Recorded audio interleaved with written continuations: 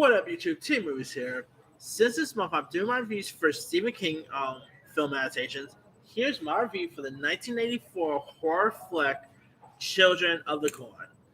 Now, this movie will make you think twice of even having kids. By the way, I mean these are some of the most creepiest kids to ever be put on screen. I mean, I could think of a couple of other creepy kids on screen. Maybe Macaulay Culkin's character from The Good Son. Obviously, Effer from Orphan. What some other good creepy kids out there? There's so many creepy kids around. But this is definitely one of the most creepy kid movies of all time. Of course, like there has been like other sequels and all, but I'm just going to talk about the first one. I'm not going to follow the other ones. The sequels are not all that good, to be honest. Yeah. But anyway, now you got this physician named Bert Stanton, played by Peter Horton, who him and his girlfriend Vicky, who's of course portrayed by Sarah Connor herself, Linda Hamilton, are driving across the Midwest for his new job, and their trip comes to Silent Hope, where they encounter a body of a murdered kid on the road, and they end up just, wandering into the small town that's populated only by children, and it follows of the sinister young preacher Isaac Croner, played by John Franklin. Soon, the couple is fleeing the youth and who wants to sacrifice them for their demonic Delta. I mean, South Park actually poked fun at this, by the way. Remember the episode where the kids of South Park call the cops, accuse their parents of molesting them and all that, and their parents ended up going in jail, and they end up pretty much ruining South Park by themselves, and Cartman became the mayor. It's a little like that was pretty much a parody of Children of the Corn, and Children of the Corn is so creepy. I mean,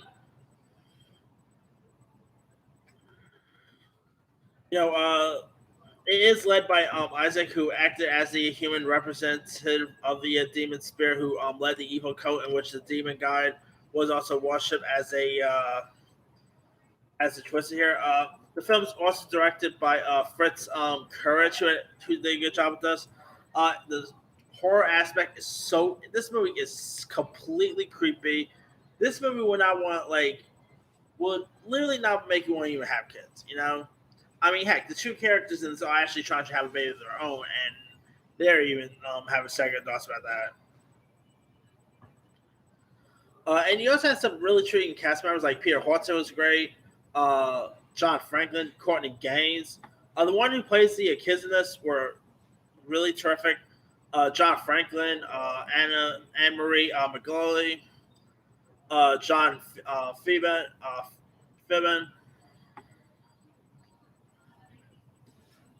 And the demonic cult, like Stephen King it was a king when it comes to doing anything kid related. Obviously, we've seen that with It. We've seen that with Cujo. Lots of Stephen King adaptations that involves kids, and this is definitely one of them. It's so creepy. It is terrifying.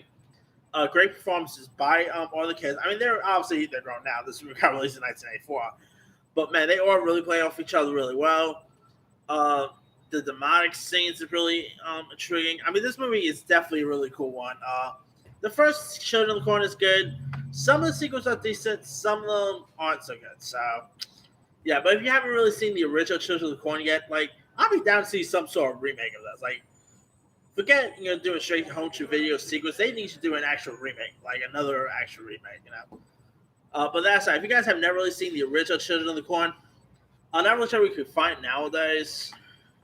Oh, you can find it on Hulu. You can find it on Pluto TV, Amazon. Definitely go watch it. I mean, Linda Hamilton was cool in this too. I mean, come on, you can take these kids down. Linda, you're Sarah Connor after a while.